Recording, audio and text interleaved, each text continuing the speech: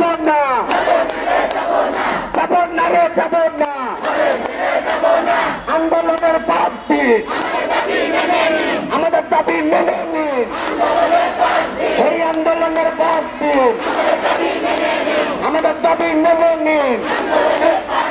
কেন তোরা যেই হও, এই নেতা খেতা যেই হও, রক্ত পেশা যেই হও, দুনিয়ার মধ্যে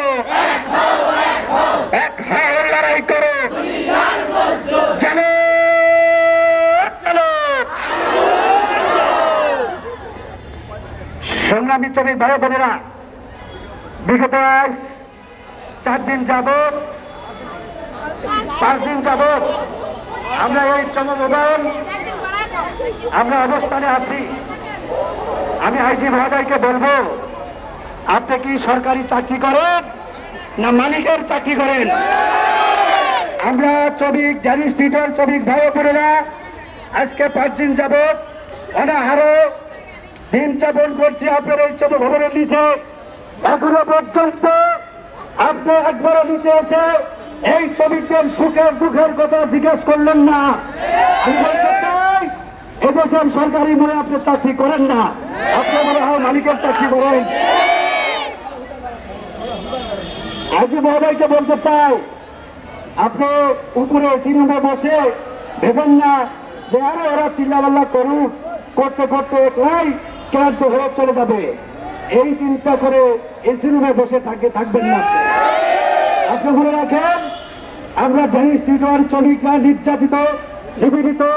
এই যে বেআইনি ভাবে কারখানা বন্ধ করে দিয়েছে এই মালিক চোর বাটপার, ওই মালিককে যতক্ষণ পর্যন্ত আপনি ওই অধিদপ্তরে না নিয়ে আসবেন, আমরা একটা শ্রমিক ভাই ও বোনেরা আপনার অধিদপ্তর থেকে চলে যাব না। তাই বলতে চাচ্ছি, আপনার অনেক ক্ষমতা আছে, আপনি বলেন আমার কি ক্ষমতা। আমরা গতকালকে আপনার এক ম্যাডামের কাছে আমরা বসছিলাম, উনি বলে আমাদের কি ক্ষমতা।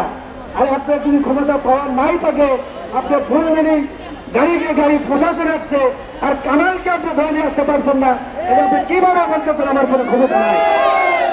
সংগ্রামী ভাই বোনেরা, আমরা এখন স্লোগান দেব।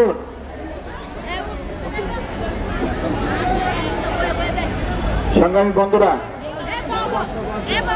আমরা যেহেতু আজকে 4 দিন যাবত এই সমভবনের সামনে অবস্থান, আমাদের আন্দোলনের অবস্থানের 4 দিন, এই 4 দিন আমরা অনেক শ্রমিকই আমাদের অসুস্থ হয়ে পড়ে গেছে, অসুস্থ হয়ে পড়ছে। কেন অসুস্থ হলো? সেটা হলো প্রচন্ড গরম, অন্যদিকে তারা একবেলা খেতে পারে। কালকে রাত্রে শুনলাম আমাদের অনেক বোনদের কাছে 10 টাকা 20 টাকাও নাই যে যারা শুধু ভাত খাবে সেই ব্যবস্থাও নাই, খেয়ে না খেয়ে এই জায়গায় অবস্থানে আছে। আর আপনারা এই জায়গায় আমরা যখন গেটের সামনে যাই শ্রমিকরা, তখন বলে গেটের সামনে থাকা যাবে না, সেই জন্য ডজন ডজন পুলিশ আনেন, এই পুলিশ এনে ব্যবস্থা করেন।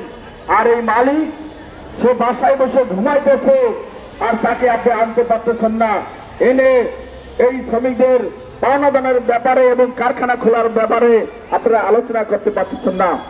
আপনারা এই দপ্তর থেকেই 25 তারিখে একটি মিটিংয়ে চুক্তি করেছিলেন, সেই চুক্তিতে স্পষ্ট উল্লেখ আছে যে এই শ্রমিকদের যে বকেয়া বেতন, দীর্ঘদিন যাবৎ বকেয়া বেতন আছে, ঈদ বোনাস বাকি আছে, অন্যান্য পাওনা দানা বাকি আছে, মাতৃত্বকালীন যারা এই মাতৃত্বকালীন ছুটির টাকা বাকি আছে, এই সমস্ত পাওনা দানা পরিশোধের জন্য একটি 25 তারিখে চুক্তি করেছিলেন।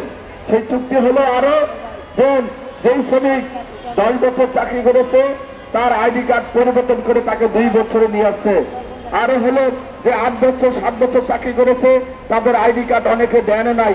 আরেকটা সেকশন আছে লিপিক সেকশন, সেই সেকশনের শ্রমিকদের প্রতিদিন 4 ঘন্টা করে ওভারটাইম করাইতেন, কিন্তু এই ওভারটাইমের টাকাও পরিশোধ করেন নাই। এই সমস্ত দাবিতে 25 তারিখে একটি চুক্তি হয়, ত্রিপক্ষীয় চুক্তি। সেই চুক্তিতে আমাদের এই সমভবনের কর্মকর্তা এআইজি সহকারে, ওই টঙ্গীর ডিআইজি সহকারে, ডিআইজি সহকারে একটি দ্বিপক্ষীয় চুক্তি হয়। আমরা বলেছি সেই দ্বিপক্ষীয় চুক্তিটি বাস্তবায়ন করেন, শ্রমিকদের বকেয়া বেতন পরিশোধ করেন, নিয়োগপত্র এবং আইডি কার্ড ঠিক করেন।